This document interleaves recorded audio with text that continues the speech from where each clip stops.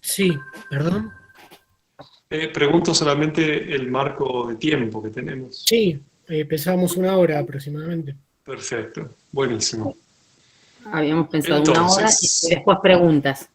Si hay bien, preguntas, como bien. pueden ser 15 minutos más. Sí, hago una pequeña acotación. Si hay preguntas, las pueden ir escribiendo en el chat. Y así, en el momento que lleguemos a las preguntas, a lo mejor ya podemos ir seleccionando y pasándoselas a Mariano. Excelente. ¿Quieren hacer también el anuncio económico de la charla? Ya que estamos Genial. en tema. Genial. Lo que yo no tenía, Eduardo, los datos. Yo Eduardo, puedo contar lo que sé y después los datos dale, específicos los pasa Eduardo por el chat, quizás. dale, La dale, idea contale vos. es, la idea es proponer un aporte voluntario, justamente un apoyo mutuo a los proyectos, en este caso de mí para todos ustedes y aquellos que quieran y puedan para la Escuela del Trigal y para la comunidad de cristianos. Cómo lo quieren repartir, de acuerdo a cómo lata el corazón de cada uno, pero la idea es seguir dándonos una mano mutuamente y que entonces no se estanque. Esa es la idea. Después los datos específicos de la cuenta de la comunidad los pasa Eduardo por el chat porque yo tampoco los tengo acá. ¿Ok? Bueno, muchísimas gracias y empezamos entonces. Me gustaría empezar con una mirada de una perspectiva bien amplia. Y es la siguiente. Necesitamos tomar en cuenta que estamos como humanidad en un momento muy especial. Y que los proyectos que llevamos adelante tienen un cierto carácter pionero en nuestra época. Y que eso conlleva naturalmente el que no nos salgan. Es decir, que tenemos enormes cantidades de deseos y de ideales puestos en juego en una humanidad con una relativa torpeza para llevar adelante estos ideales. Es decir, estamos comenzando un recorrido de aprendizaje hacia formas de interactuar unos con otros que puedan portar impulsos de salud, sabiendo que estamos socialmente enfermos. Esto es algo muy importante para poder también bajar las expectativas de que pueda existir algún cierto modelo que funcione. Es difícil encontrar un modelo que funcione porque justamente estamos saliendo de la época de los modelos y pasando a una época de los procesos sociales, donde cada proceso social va a estar marcado por los individuos que participen en él. Y no va a venir de afuera significa previamente o de alguna autoridad particular, el modelo que resuelva los problemas de la gente que está participando ahora. Y esta es una clave en nuestra época. La clave consiste en darnos la posibilidad y tener el coraje de pensar procesos, no modelos. Y esta es una llave grande para abrir un montón de candados. Lo que no hace la vida más fácil, pero la hace posible. Y justamente nos pone en el lugar de los protagonistas de los procesos sociales y no de los espectadores o de los receptores de una solución prefabricada arriba de algún escritorio, sino que nos pone rápidamente en el lugar de los creativos de estos procesos sociales, y esto nos va a pedir poner en juego un montón de capacidades que estamos recién desarrollando en esta época. Rudolf Steiner, lo voy a nombrar un par de veces a lo largo de la charla, describió justamente esta crisis de época en su grandioso libro Los puntos fundamentales de la cuestión social, que en castellano, por lo menos hasta donde yo recuerdo, lleva el título El nuevo orden social, un título bastante raro. El título original en alemán es Los puntos fundamentales de la cuestión social. Pero lo que está dentro, pasando ese título, está muy bueno en castellano también. Y vale la pena trabajarlo. Este libro es el libro central de toda la pregunta acerca de la trimembración social. Y justamente allí describe Rudolf Steiner que intentar resolver problemas sociales en nuestra época, diseñando un modelo, sentados en un escritorio, aunque seamos muchos, está llamado a fracasar muy pronto. Porque a lo sumo puede ser una respuesta a la situación actual de ese grupo. Pero en cuanto se integren otras personas y el tiempo corra y todos crezcamos en esos procesos, la situación va a haber cambiado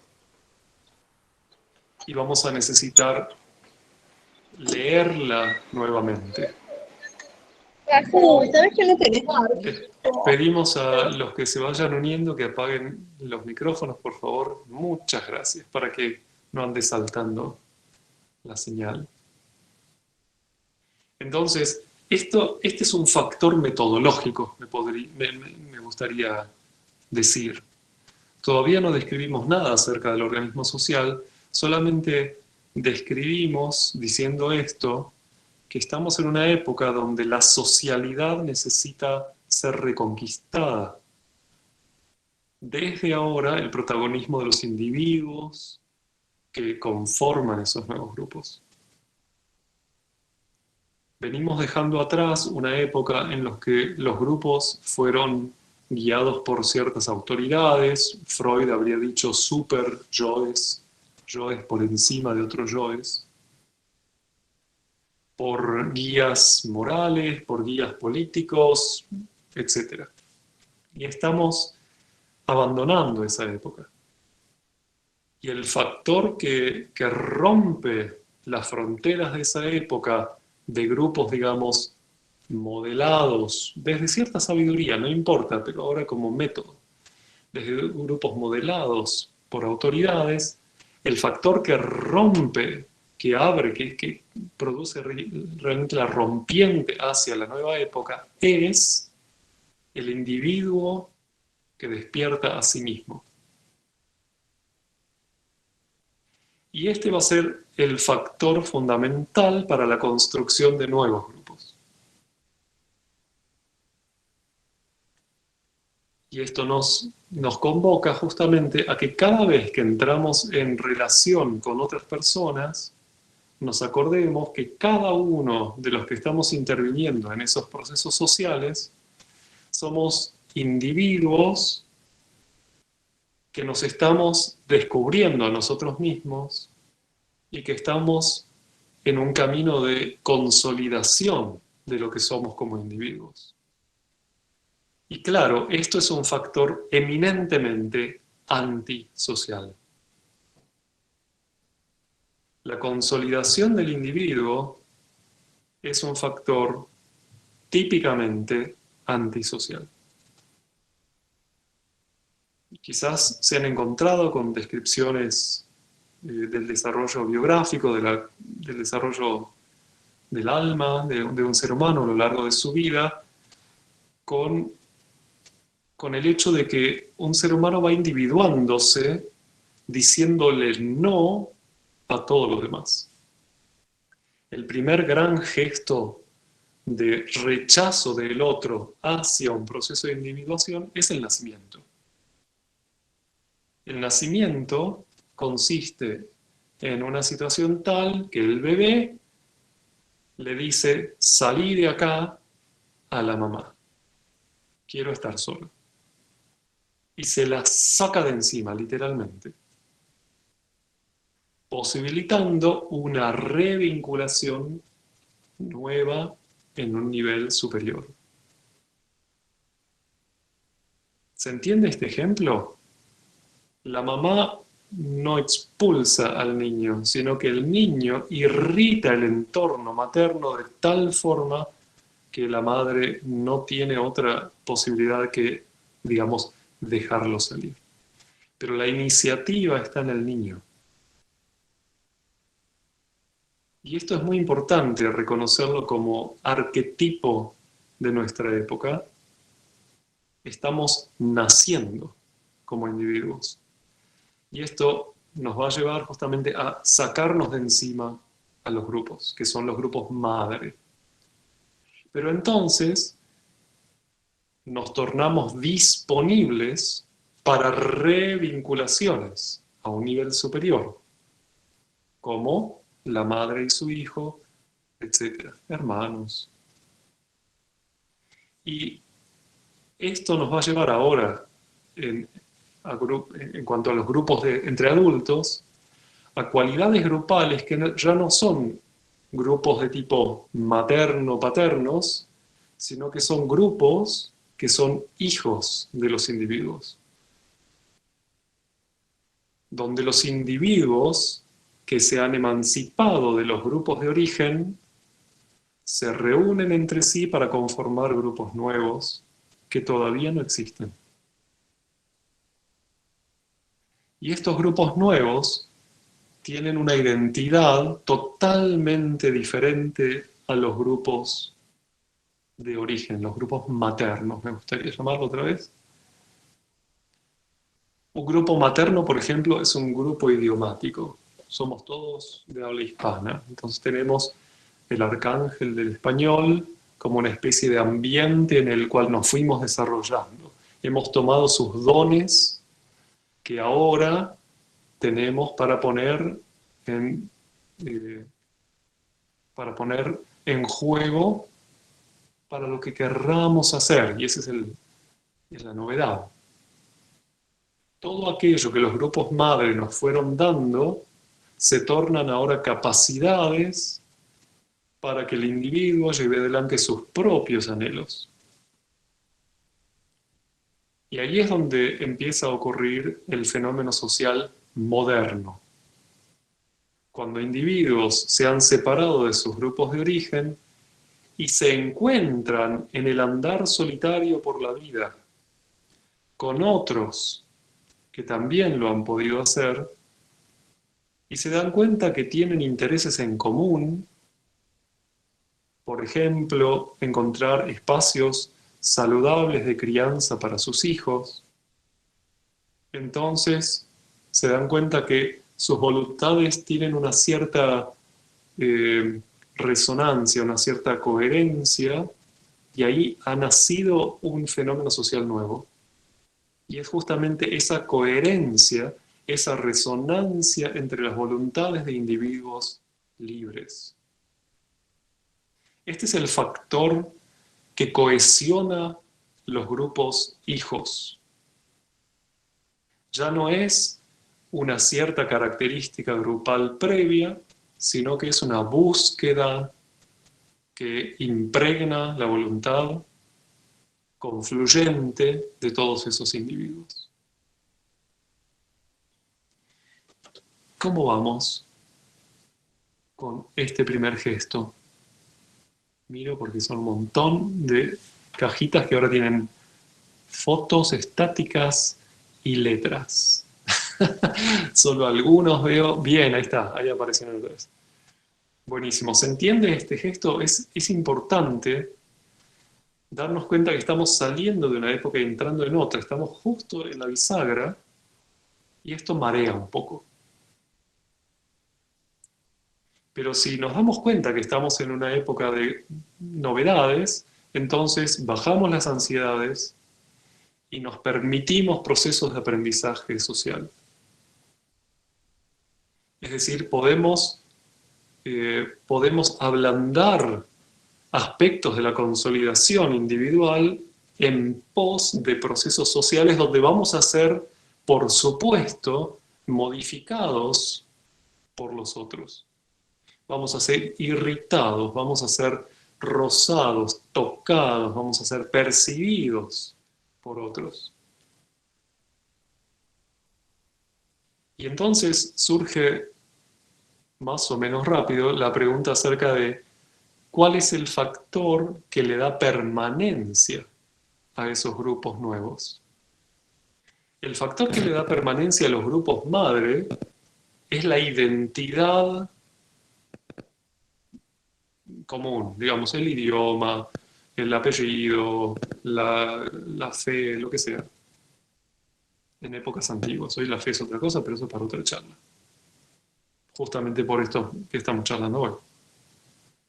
Pero bueno, digamos, características adquiridas que me hacen ser parte de ese grupo. Soy uno más de todos los argentinos. Pero no describe nada de lo que es ser yo mismo. Los grupos nuevos se conforman desde esa suma de individuos diferentes, pero que tienen una cierta confluencia de voluntades. Ahí está el punto. La identidad de los grupos nuevos está en el futuro, no está en el pasado. Está en la voluntad, no en las características heredadas, sino está en los deseos más profundos, quizás. Y entonces la permanencia, la estabilidad de esos grupos va a depender, y ahora viene una frase fuerte, de cuán claros sean los ideales para esos individuos y cuán fieles puedan ser esos individuos a sus ideales. Y esa claridad y esa fidelidad van a ser los factores que les van a permitir trascender un montón de situaciones adversas que son parte del proceso de transformación social de nuestra época. Y por eso es tan importante cuando uno va a relacionarse con grupos de este tipo, tratar de aclararse a sí mismo primero qué es lo que quieren. Y yo, ¿quiero eso también? Porque no va a alcanzar con llevarme bien con esas personas, porque eso puede terminar bastante rápido en cuanto aparezca la primera discordia. Y los latinos estamos muy llamados a tener ese tipo de rispideces, porque con que el otro haga el mate diferente a como uno lo hace, ya alcanza para que se termine una reunión de directorio. Y ni que hablar si alguien tocó la bombilla del mate que yo se ve, ¿no es cierto? O sea, estamos muy a merced de ese tipo de oleaje anímico social, por lo tanto necesitamos descubrir realmente que podemos juntos amar un ideal. Y ese amor por ese ideal y esa fidelidad que yo puedo tener a mi propio amor por ese ideal es lo que va a cohesionar a los grupos nuevos. Porque ¿qué hay más lindo que poder encontrarse con personas con quienes confluimos en nuestros ideales, ¿no es cierto?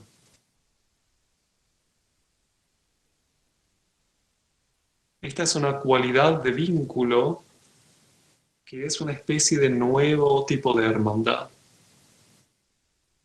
Ya que estamos hecho un par de cositas, Cristo lo llamó hermandad a esto. Estos son mis nuevos hermanos, etc.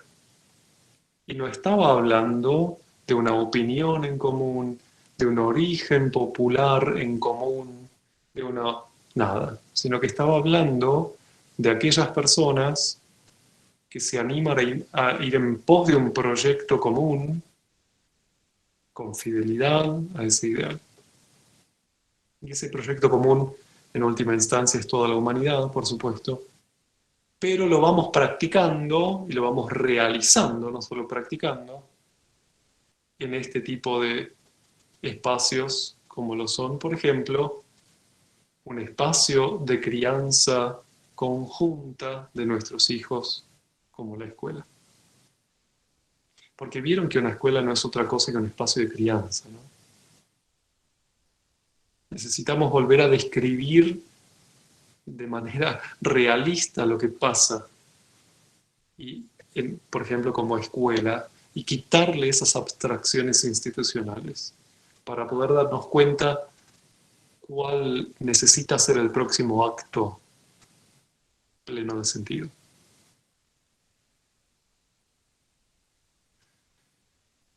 Y claro, nos vamos encontrando con personas que nos resultan interesantes para criar juntos a nuestros hijos.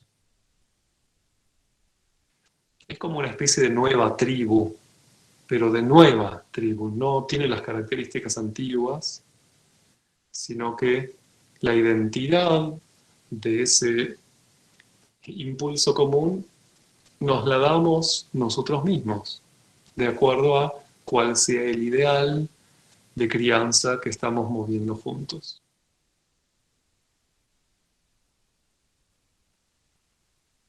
Es un espacio de crianza compartida. Y para eso hay personas de la gran sociedad a la que pertenecemos que tienen el coraje de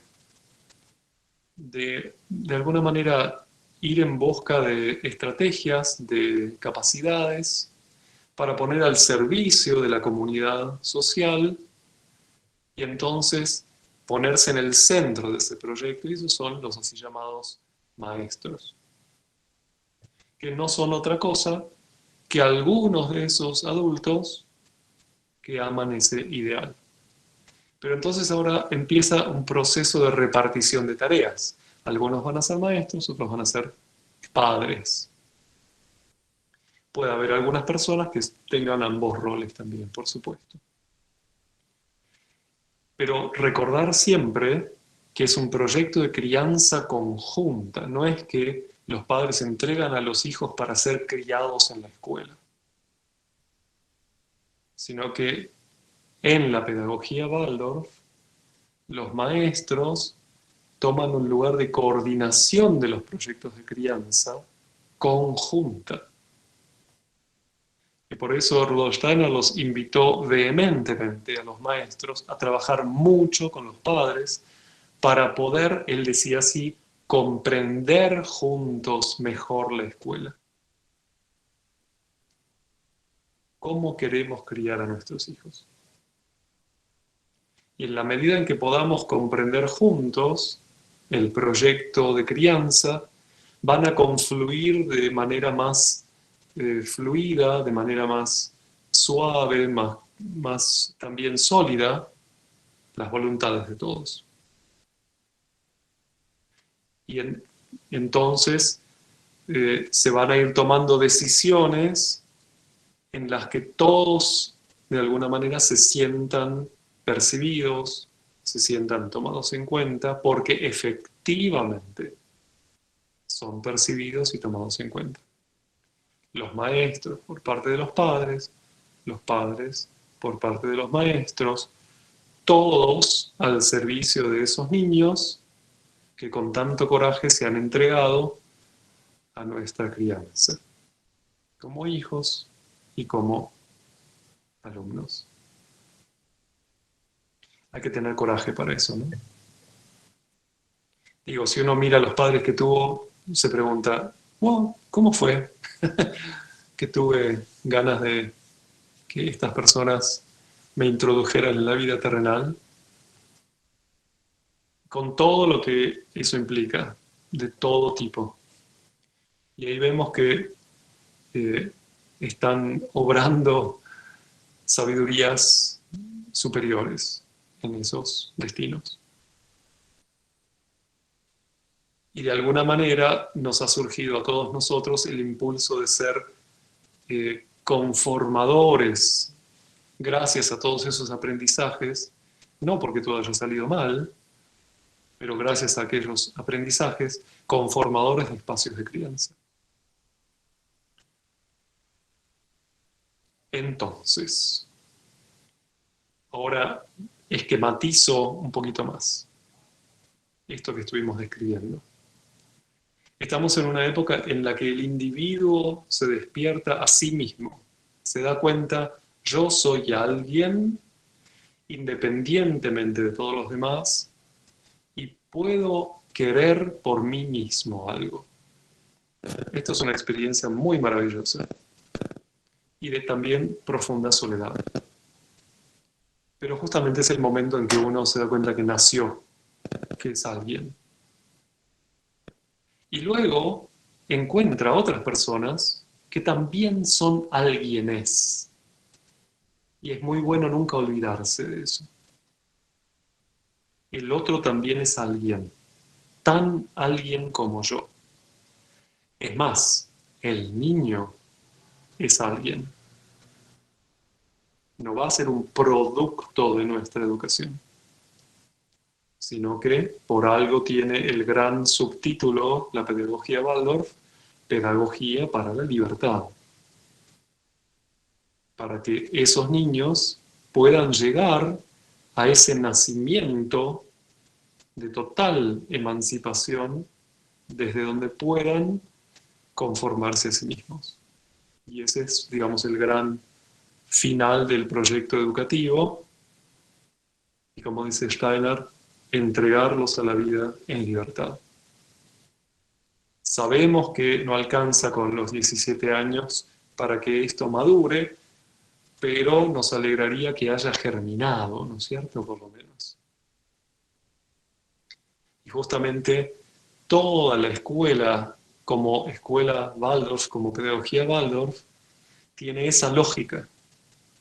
Termina en el momento en que germina la moralidad individual del joven, con la maravillosa crisis de los 17 años, más o menos ahí alrededor.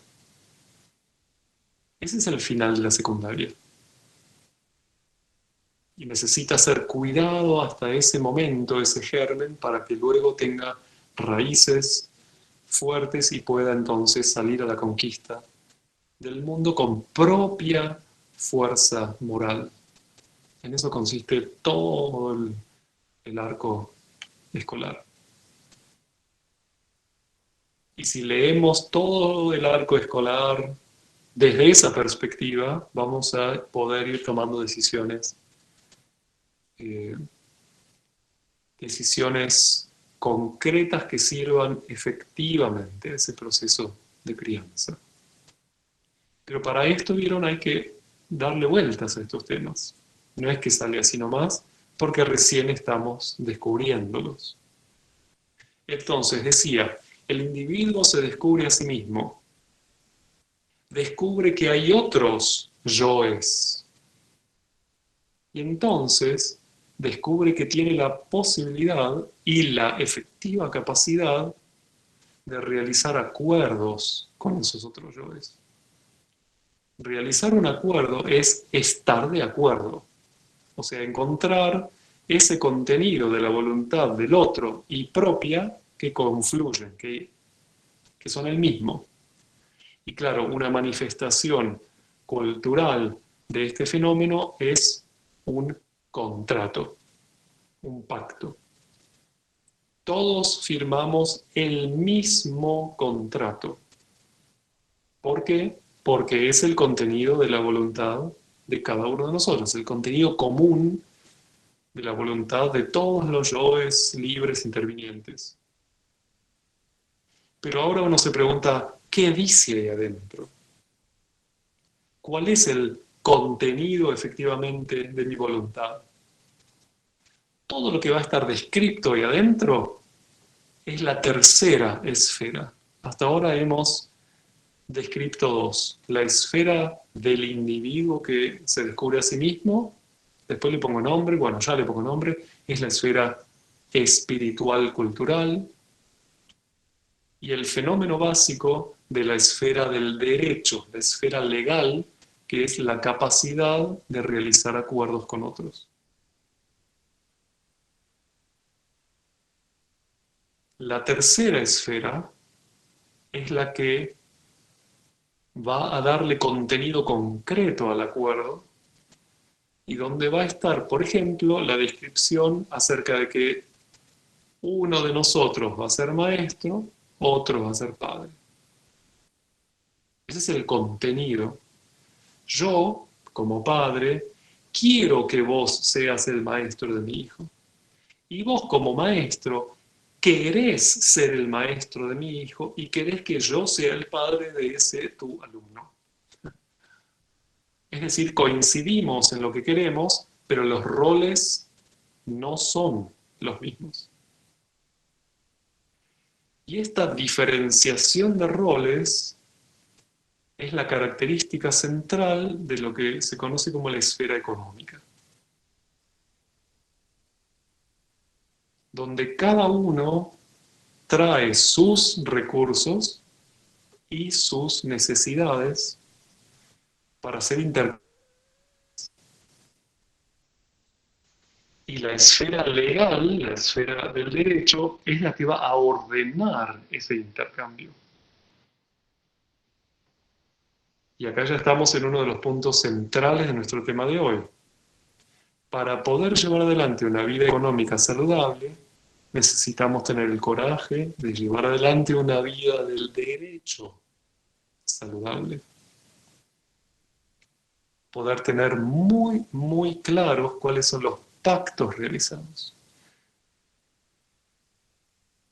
Y este vínculo entre estas dos esferas es una clave para los procesos que estamos llevando adelante en todos nuestros grupos. Y a esto me quiero referir un poquito más enseguida, pero primero hago una mini pausa entonces y pregunto, ¿cómo vamos con estos tres fenómenos arquetípicos de las esferas? La esfera cultural y espiritual tiene como fenómeno arquetípico al individuo en desarrollo. La esfera del derecho, la esfera legal, tiene como fenómeno arquetípico la capacidad de realizar pactos, acuerdos. Y la esfera económica tiene como fenómeno arquetípico el intercambio de recursos y necesidades. ¿Cómo vamos? ¿Sí? ¿Se entiende? Es relativamente asequible. Traducido así, lo que dice en el librito de Rudolf Steiner se entiende, ¿no? Bueno, dice eso más o menos. Y mucho más, ¿no? Pero ahora un destilado, digamos. Muy bien. Entonces, seguimos. En la esfera cultural espiritual, el individuo es único y está solo, por supuesto en compañía de otros, pero como fenómeno esencial de esa dinámica del organismo social, el eje es el desarrollo de sí mismo, de sus capacidades, de sus posibilidades. Tornarse un individuo más sano y saludable y desarrollado y capaz y todo eso. En la esfera entonces cultural y espiritual, cada ser humano es único, no hay dos iguales. Allí la igualdad no tiene nada que hacer. Daniela, tu micrófono se...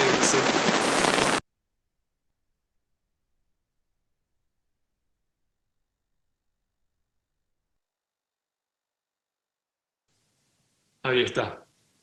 ¿Volví? ¿Sí? Ok. Si ahí piden que repitas la última parte.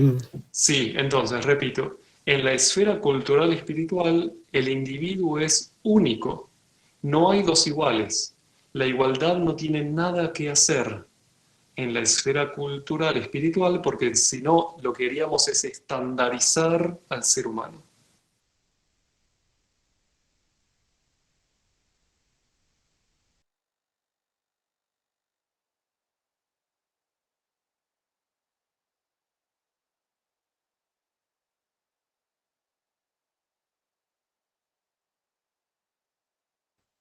Te muteaste, Mariano. Ahí va, ahí estoy. Yo no lo muteé, pero se ve que se muteó. Vuelvo. Cuando estos tres ideales del organismo social se intentan de alguna manera promoverse en la esfera equivocada, enferman el proceso social. Por ejemplo, la igualdad en la esfera cultural espiritual, en lugar de promover al individuo, lo estandariza y lo moldea, lo sobreadapta, lo torna utilitario. Todos usamos las mismas herramientas, por ejemplo, esto que está pasando hoy con esta cosa, pero vemos cómo hacemos para domarla. Y justamente estamos en una época donde el gran tema de la diversidad, que también puede ir a parar a la esfera equivocada, después podemos hablar de eso también, la diversidad de la esfera equivocada enferma también. La diversidad, es decir, la unicidad, el ser un unicum en la humanidad, se corresponde esencialmente con los fenómenos de la esfera cultural espiritual, es decir, donde el individuo se desarrolla en sus plenas capacidades. Y como cada uno de nosotros es un yo con una historia diferente,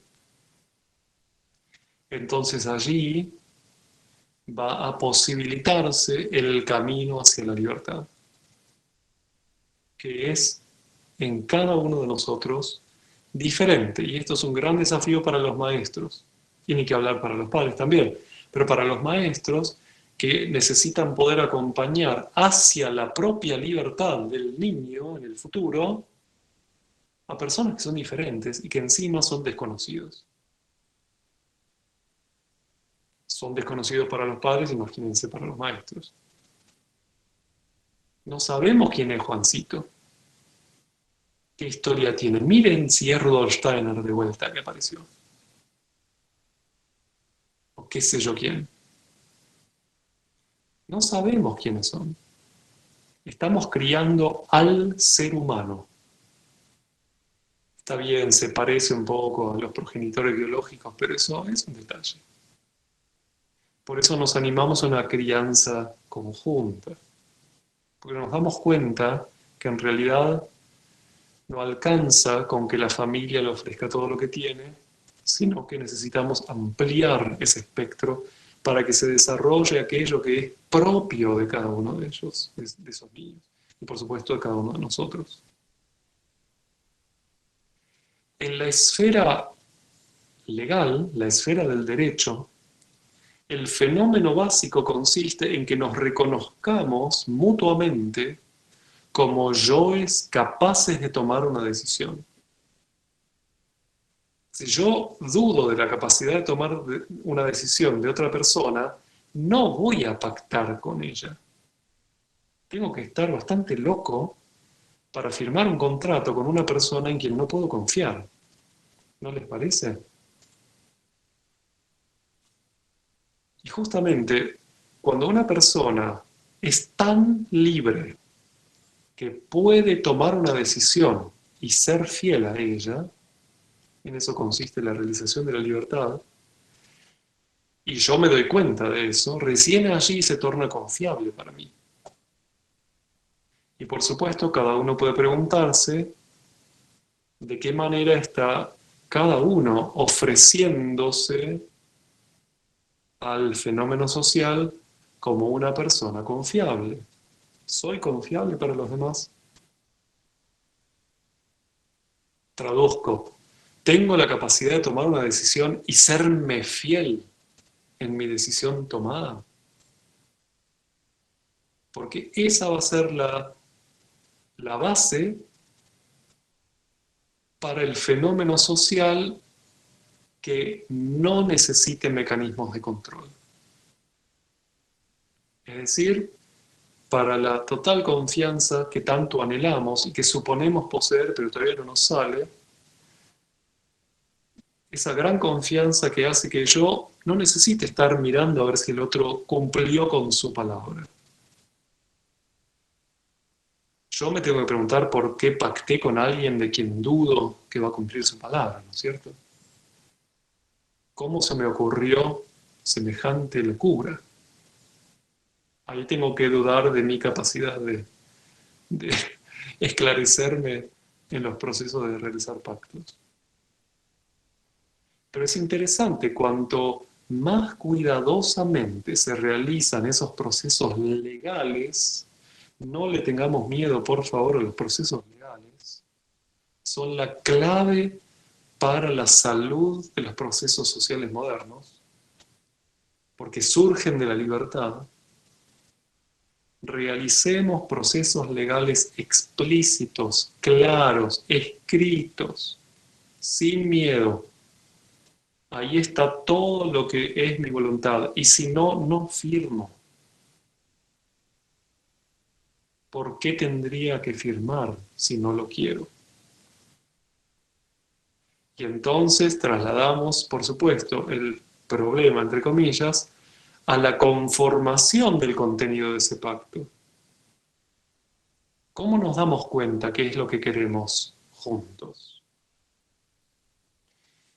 Quizás podemos en algún momento, si quieren, digo porque no va a dar el tiempo, reencontrarnos para describir justamente una cierta dinámica posible para ese proceso de conformación de pactos.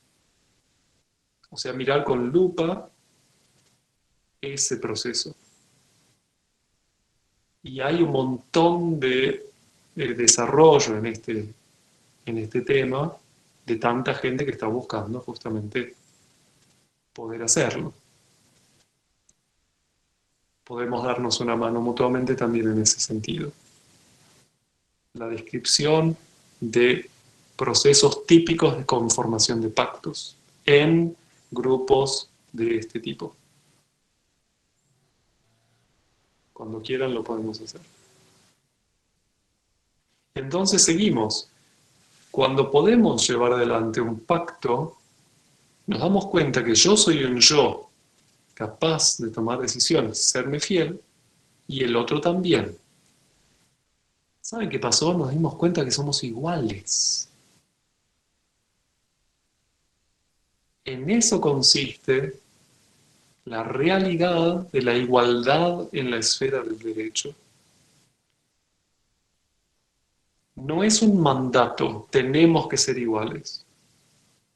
Ya somos iguales cuando nos descubrimos que tenemos el mismo rango para poder tomar una decisión juntos.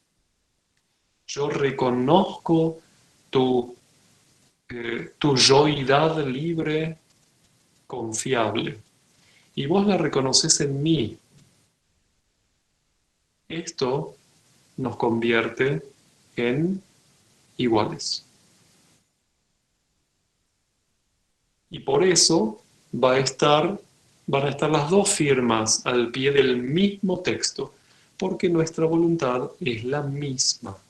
En tanto, ese pacto, ¿sí? No estamos hablando de todo.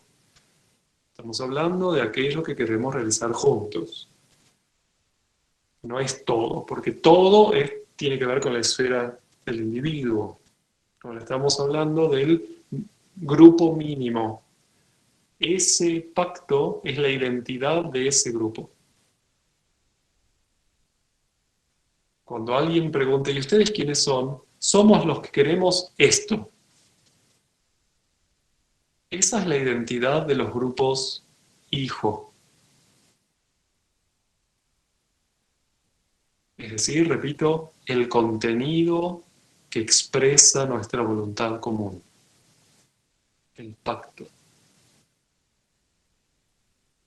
Y la tercera esfera es la que va a realizar efectivamente el pacto. Es donde realmente vamos a transformar el mundo desde el trabajo de cada uno, que va a estar descrito en el pacto mismo. Yo voy a ser maestro, vos vas a ser papá o lo que sea. Y cada uno va a poner a disposición sus capacidades particulares y sus necesidades particulares. Por eso, en cuanto a la esfera económica, no somos ni únicos, ni iguales. Somos diferentes.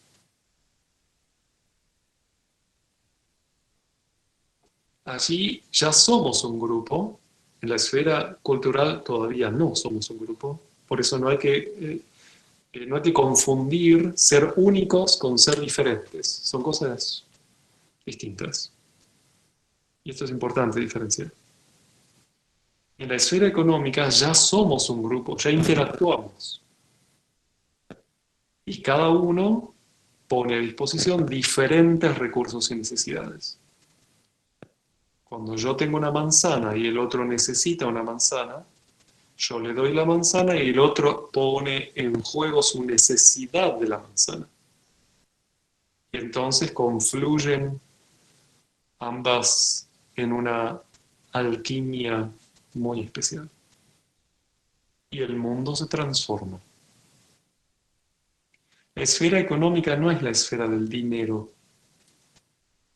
El dinero es una estrategia para llevar adelante procesos de la esfera económica,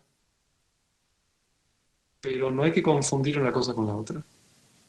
De hecho, intercambiamos recursos y necesidades sin dinero la mayor parte del tiempo. La mayor parte de la dinámica de la esfera económica ocurre sin intermedio del dinero.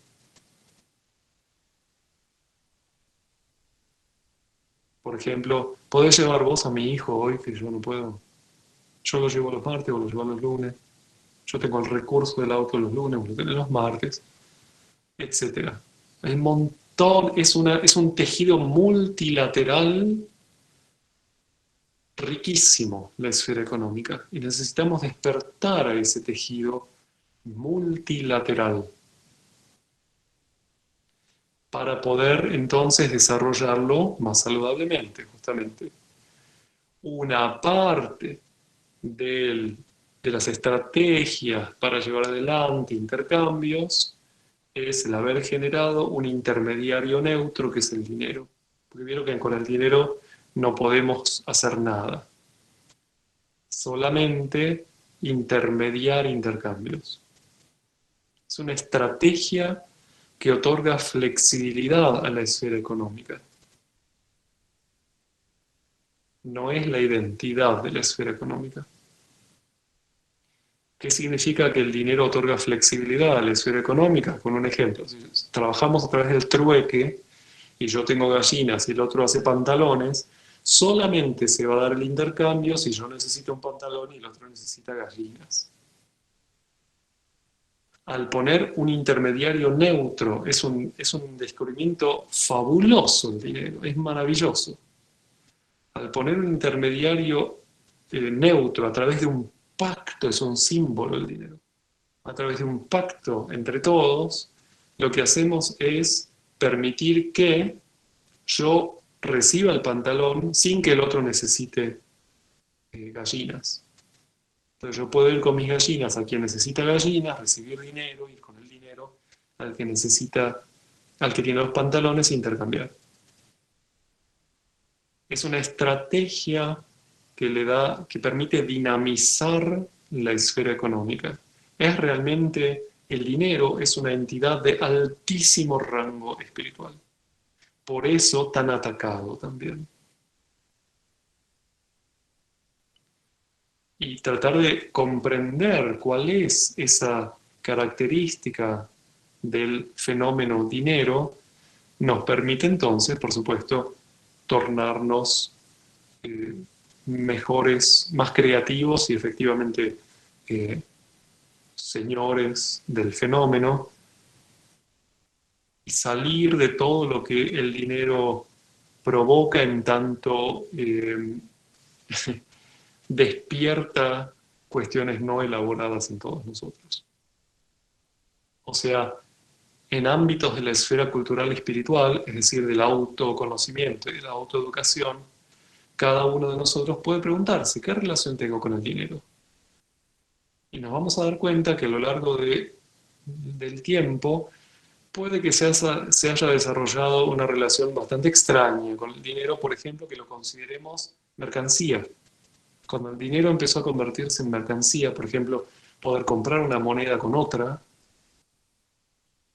entró en la humanidad una enfermedad muy, muy gruesa.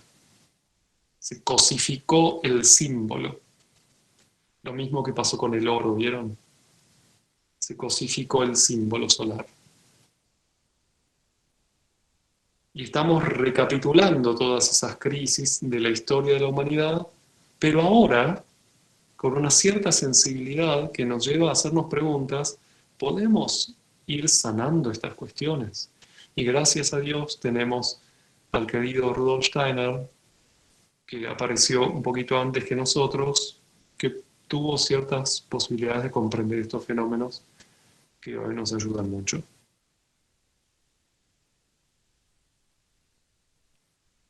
Pausa. Me interesa ahora tantear en las miradas cómo les va con estas cuestiones de la esfera económica, sobre todo. ¿Son concebibles? ¿Es entendible lo que estoy diciendo? ¿Estoy hablando de cualquier cosa? ¿Se entiende? Bien.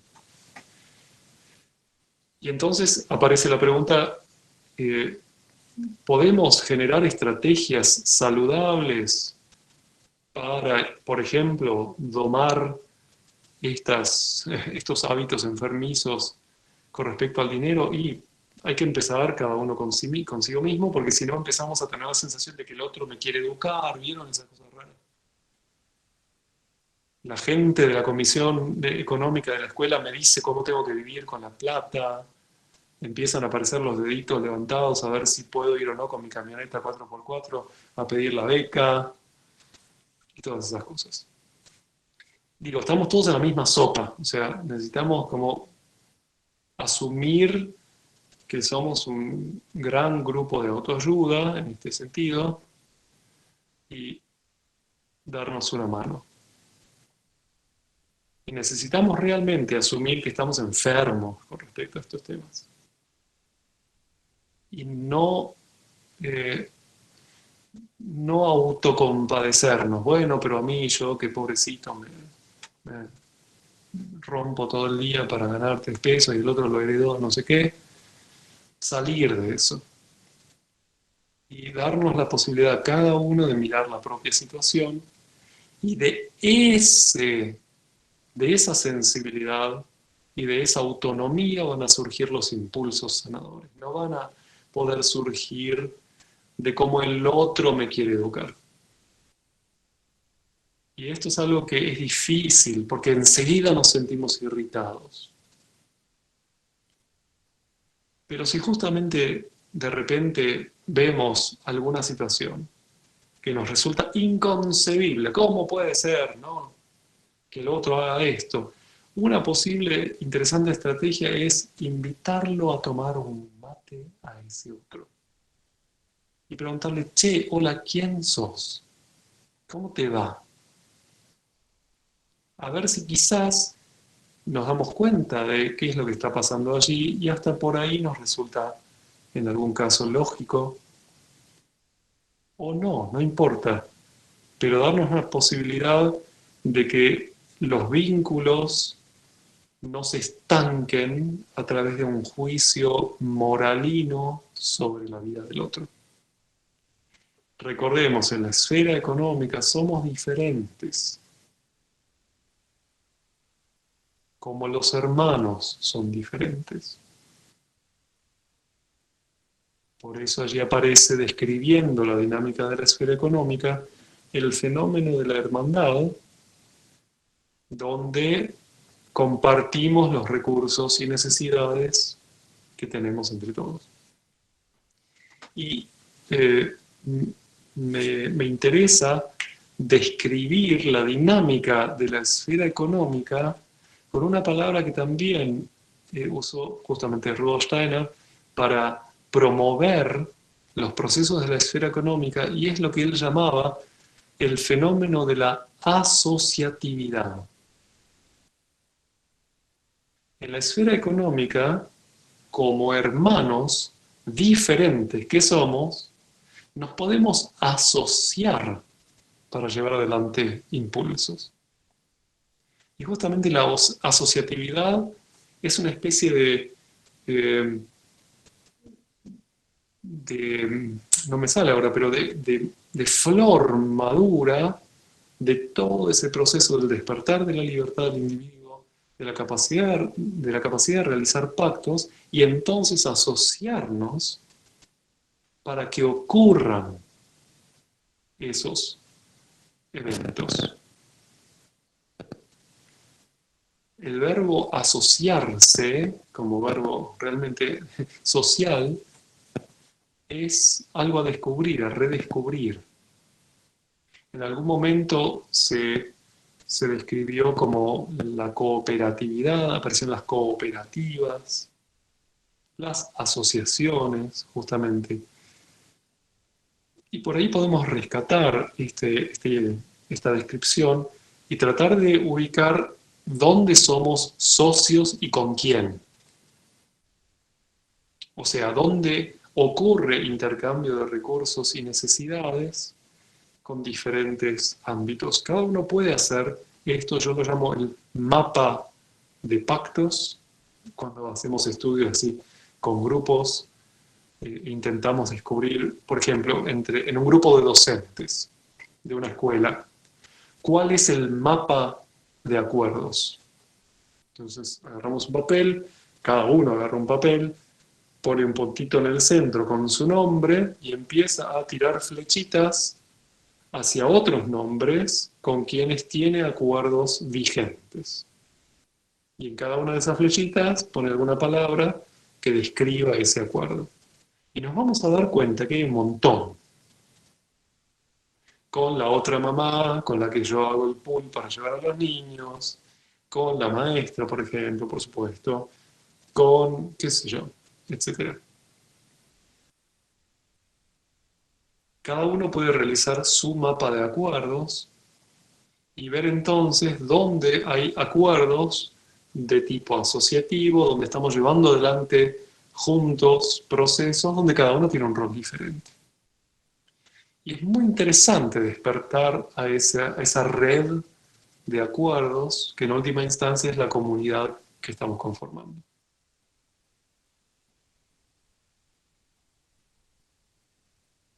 Entonces, me gustaría entregar fuertemente este, este nombre sagrado de lo asociativo para tratar de leer los procesos de la esfera económica y descubrir de qué manera se realiza esa asociatividad.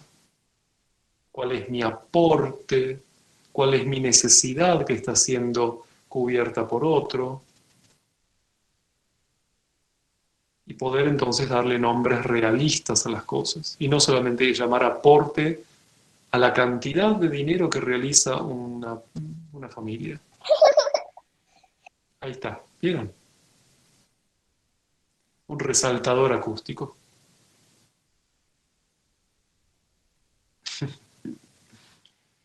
Bueno, hemos tenido una especie de arco hasta acá.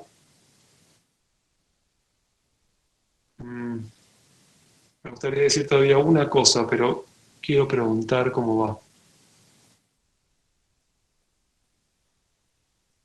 Bueno, entonces una cosa más para cerrar esta parte expositiva, y es lo que me gusta llamar el fenómeno central de la escuela.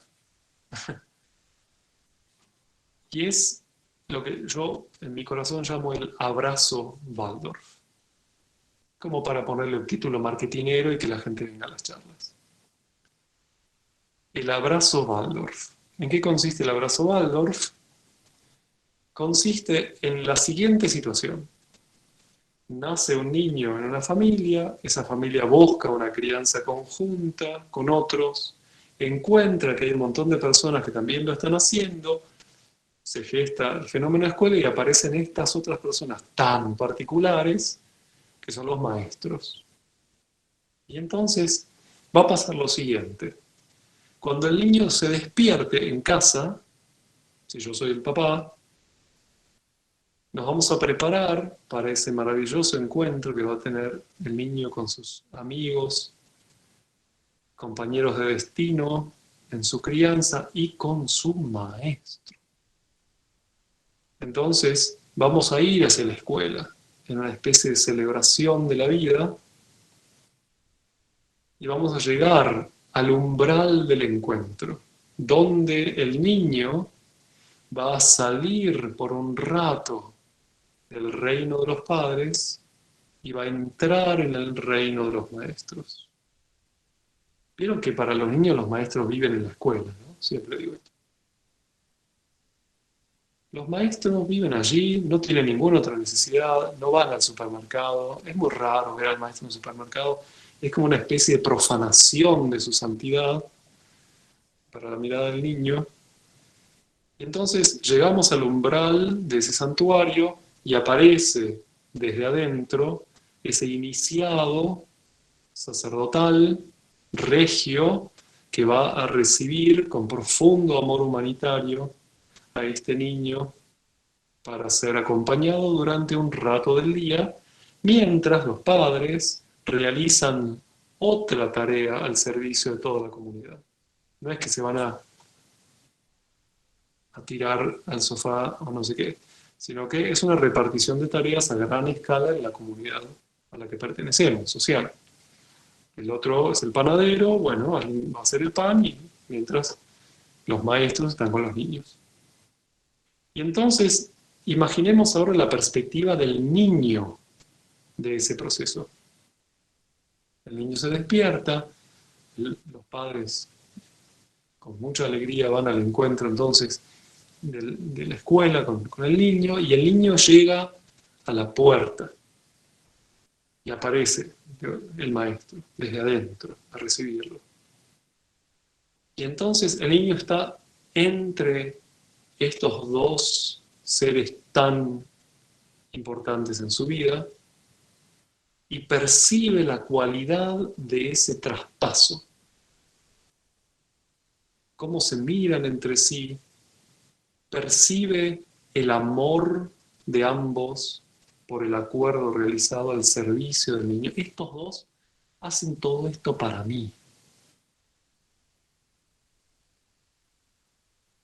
Y entonces entra con profunda alegría y confianza al ámbito de experiencias de la escuela. Y cuando esto termina, pasa otra vez lo mismo al revés, y el niño va respirando en este abrazo entre padres y maestros. Esa dinámica de respiración, esa dinámica vital del niño, es la experiencia del niño. Y por eso es muy importante para el niño, esto se lo digo a los maestros en secreto, que cuando se va a la casa, esté en la casa y no siga un poco de la escuela en la casa. Que los padres no tengan que hacer de maestros, que puedan ser padres. Los niños tienen una vida también afuera de la escuela. Maestros. Bueno, ya está. Lo dije. Y entonces, para el niño, esto potencia enormemente el proceso del niño. Si los padres tienen que ser los representantes del maestro en la casa para que cumpla con las tareas y qué sé yo, el niño se ahoga allí. Tiene que poder respirar entre los dos reinos. Steiner ya se los dijo a los maestros en aquel momento. Cuando el niño sale de la escuela, ustedes se olvidan del niño. Tuvieron suficiente tiempo mientras estuvo en la escuela, y si no pudieron hacer todo, planifiquen mejor. Bueno, esto quería terminar diciendo, este fenómeno que está en el centro de todos nuestros esfuerzos. Y es tan importante esa vivencia del niño, y preguntémonos qué le pasa al niño si hay desconfianza mutua entre esos dos. Por eso la recomendación enfática de Rudolf Steiner a los maestros: trabajen con los padres para poder entenderse mutuamente, para que los niños puedan estar pueden abrirse a ese proceso de crianza. Bueno, ahí está. Muchas gracias. Fuerza y adelante. Bueno, gracias Mariano. Hay algunas preguntas, te voy a leer alguna. Bueno, hay una acá de Martín Fernández Vidal que dice: ¿cómo crees que la falta de cumplimiento de un compromiso de parte de algunos miembros de una comunidad afecta al total de la comunidad que tiene un mismo objetivo colectivo?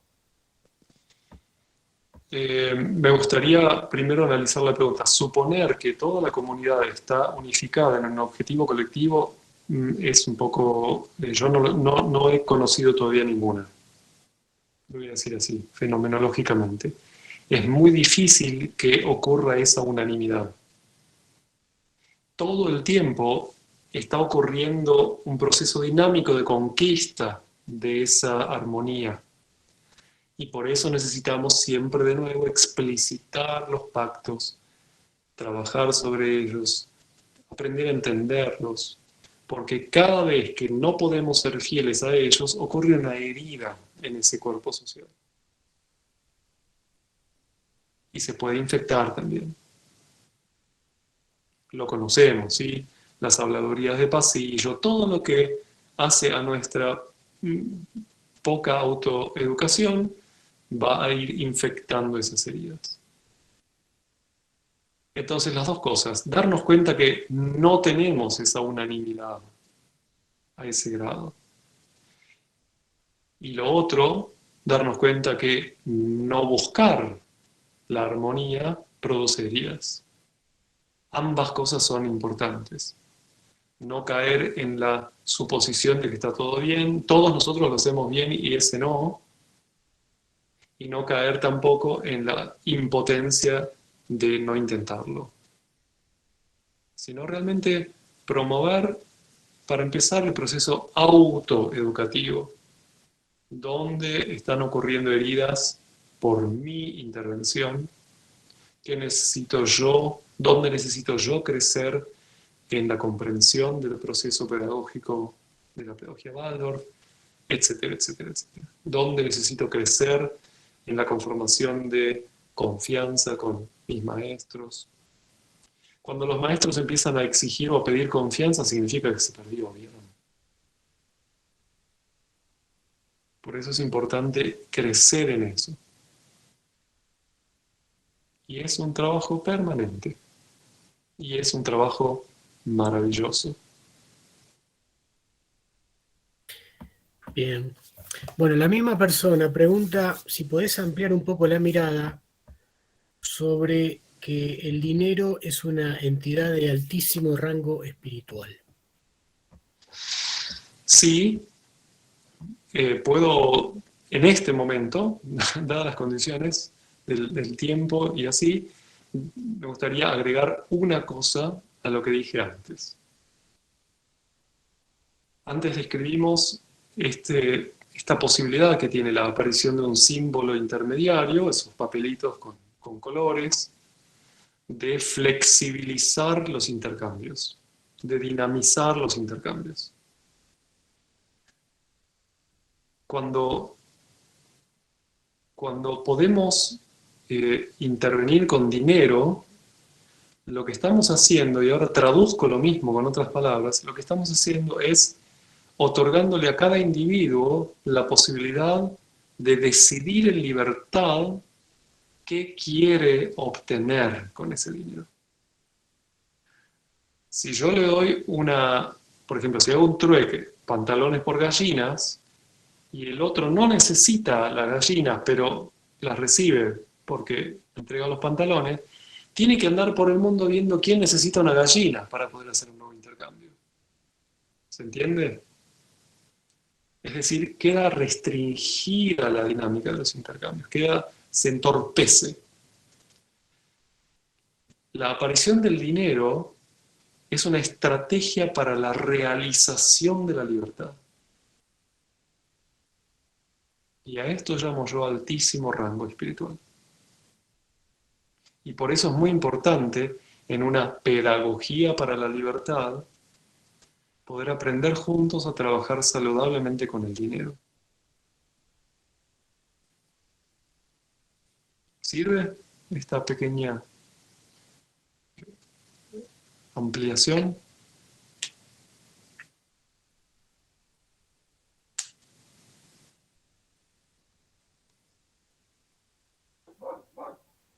Ahí hay unas, no sé si puedes ver el chat, Mariano. Justo hay Sí, pero algunas. pasa muy rápido, así que si vos me lo Ah, lees. dale. Bueno, voy con esta de Esteban Próspero. Pregunta, ¿qué claves podrías compartir para entender cómo cuantificar las necesidades de los maestros de una comunidad Waldorf, así como también los aportes económicos de las familias? Bueno, este es un tema súper delicado. ¿Por qué? Porque ¿quién puede justamente cuantificar? Primero, vamos a decir, describir qué es lo que yo necesito. Esta es la primera pregunta, ¿sí? En la esfera económica vamos a intercambiar recursos y necesidades. Bueno, ¿cuáles son mis necesidades? ¿Qué voy a poner en juego en esos intercambios? ¿Y cuáles son los recursos que voy a poner en juego en esos intercambios? La traducción del valor monetario en dinero de una necesidad o de un recurso, o sea, cuánto dinero es necesario para cubrir una cierta necesidad, ¿sí? Es la cuantificación de la necesidad. Y cuánto dinero es necesario para recibir un cierto recurso, la cuantificación del recurso, es lo que se llama precio. Y los entendidos en economía describen los procesos de formación de precio como procesos del sentir. Por eso es tan difícil la conformación de precio. Porque va a depender no solo de los costos y de cuestiones que podamos pensar, sino que también va a intervenir cuánto lo quiero y por qué lo quiero, y va a intervenir cómo siento yo que está ese recurso en relación con mis necesidades. Es bien difícil. Pero para empezar, necesitamos darnos cuenta que la determinación de necesidades corresponde al individuo mismo. Cada uno es aquel que puede llegar a determinar qué necesita. Si esas necesidades van a ser cubiertas por recursos de otros o no, eso le tocará a los otros. Pero determinar, describir cuáles son mis necesidades, es algo que solo puedo hacer yo. Yo puedo decir si tengo hambre o no. Intentar fijar o estandarizar la descripción de necesidades se traduce moralmente como una desconfianza en el otro. Que el otro se quiere aprovechar de mí y qué sé yo. Ay, ¿por qué vos necesitas un iPad y yo puedo con una tablet barata de China? ¿Por qué? Vos sí, yo no. Carlos, se encendió tu micrófono.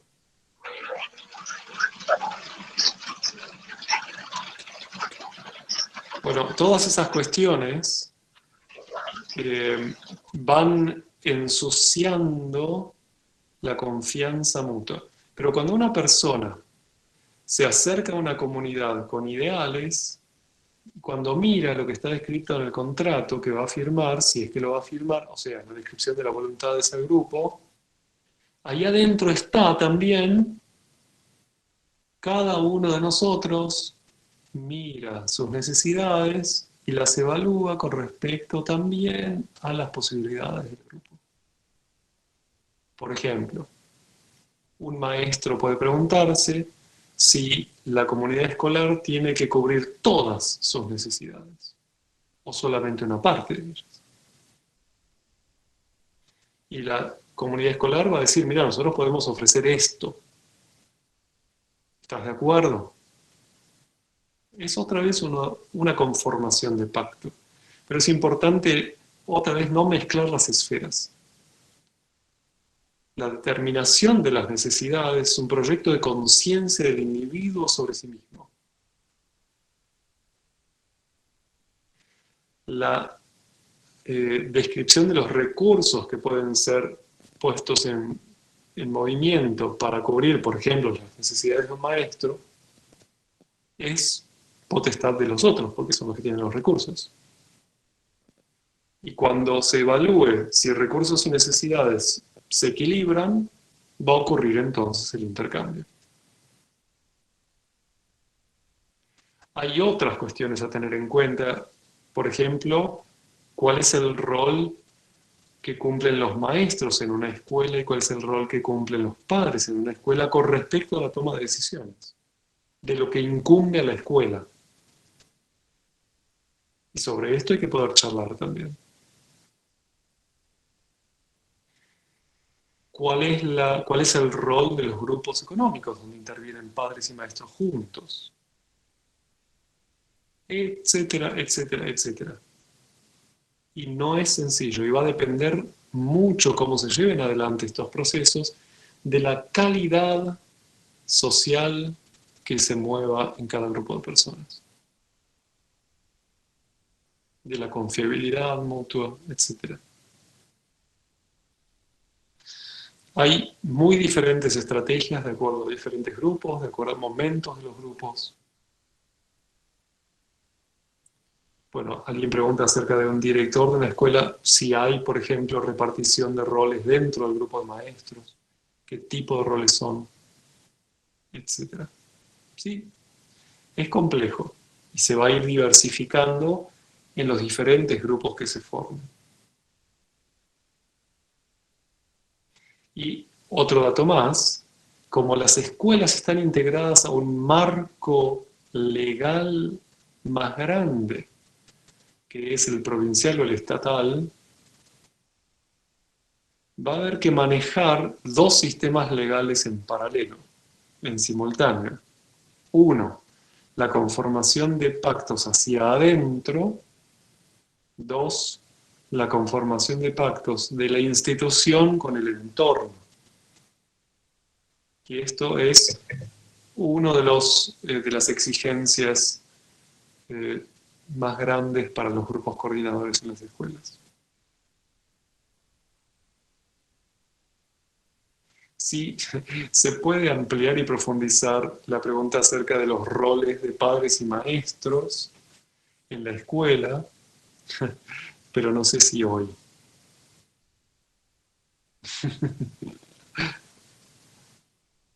Porque necesitaríamos un rato para eso. Es importante para empezar a darnos cuenta que son diferentes esos roles. Y que en ese ejemplo del abrazo Waldorf, del paso de mano, un poquito uno puede ir derivando de allí qué le toca a cada uno. Arquetípicamente, ¿no? Después se puede complejizar todo. Si yo soy maestro de la escuela, pero estoy en el aula, en la reunión de padres donde estoy como papá, no soy maestro en ese momento. Soy papá. O sea, esto requiere de ejercicios de autoconciencia grandes. Bueno, bienvenidos a la modernidad, ¿no es cierto? Grupos nuevos. Bueno, ya creo que vamos cerrando. Ahí volví a pasar los CBU de la comunidad de cristianos y de la Escuela del Trigal para que lo sienta, hacer alguna donación. Había algunas preguntas más. A ver, mis compañeros, si alguno me ayuda, elige alguna porque me parece que no va a haber tiempo para todas, algunas de las que no No se explayó Mariano. Sí. Había Sí, una, ahí me acuerdo, no sé quién la dijo, sobre cómo sanar heridas en una comunidad entre docentes y padres, creo sí, que era, y ¿no? Algo por el estilo. Eh, Sí, y otra cómo sanar que las está heridas dentro de la relacionada, comunidad entre maestros y... ok. Y otra que está relacionada, me parece que es cómo qué experiencias de trabajo conoces como para acercar las familias a la escuela, ¿no? Una cosa así decía. A ver. Bueno, Sí. hmm. Primero digo una cosa, una aclaración que justo pasó en el chat. Lo que llamé pase de mano es ese encuentro entre el padre y el maestro con el niño a la puerta de la escuela. Alguien preguntó, justo de México me parece, que no se acordaba de ese término a qué se refería. Lo vuelvo a traer porque lo describí antes. Ese momento en que llega el padre con el niño a la escuela y el maestro lo recibe y cuando se va. Ese pase de ámbito. Saben que se me cortó un poquito y no entendí bien la pregunta esta de entre padres y maestros, la primera que hicieron. ¿La podría repetir? Sí, ¿cómo sanar heridas en una comunidad Ah, cuando están entre padres y maestros? Eh, y otra era, que yo la veo relacionada, cómo acercar a las familias, ujú. cómo acercar a la familia, digamos, a la escuela. Bueno, las familias se acercan cuando tienen hijos que quieren criar en escuelas y las escuelas se dan a conocer de diferentes maneras. O sea, no sé muy bien cómo responder a esa pregunta. Se Me pueden imagino, buscar en... me Sí, imagino que debe ser eh, familias que están en la escuela, pero que por ahí no están demasiado involucradas eh, en... a los maestros les toca ofrecer espacios para encontrarse, para charlar y a los padres pedirlos. Y a los padres, Sí, pedirlos, esos espacios. Sí, muy normal y humanamente.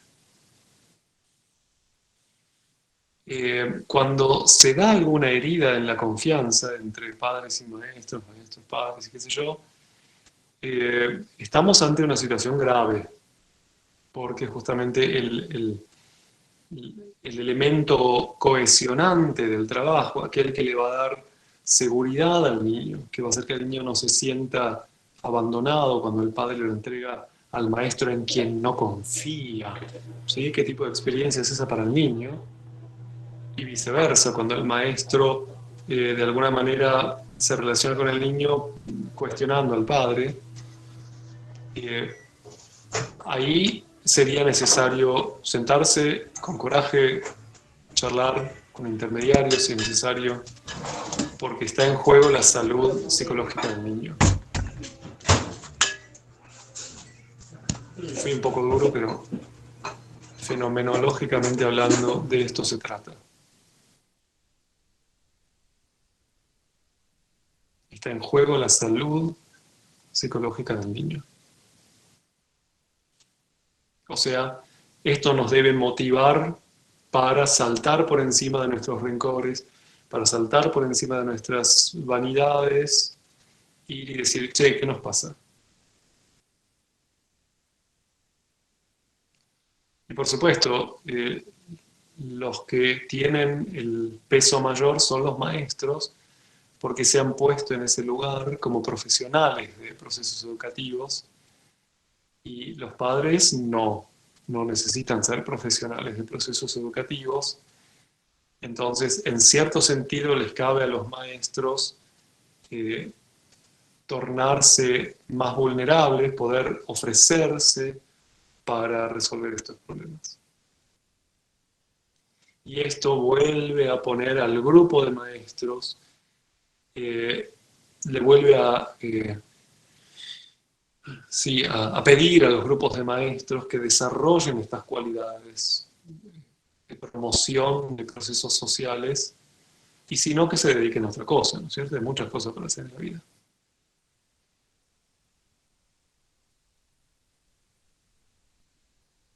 pero realmente ofrecerse como profesional de procesos educativos de este tipo requiere de mucho coraje, también de mucho respeto por eso, pero no menos respeto el coraje de ser padre.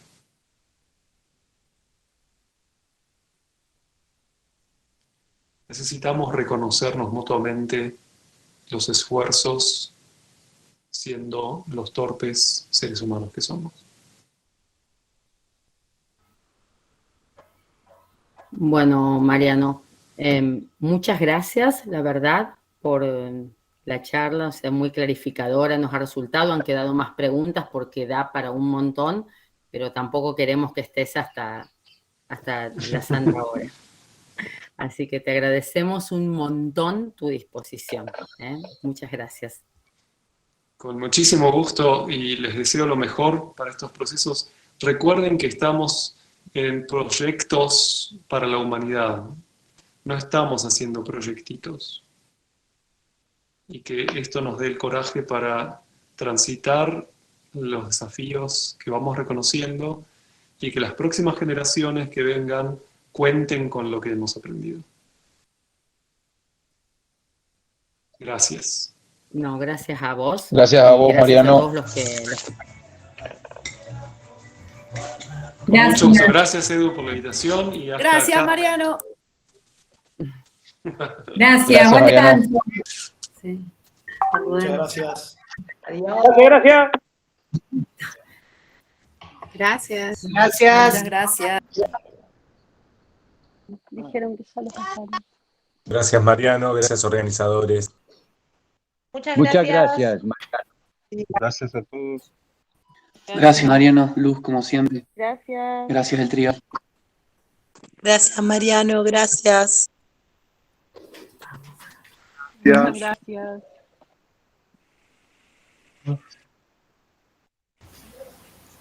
Muchas gracias. Gracias.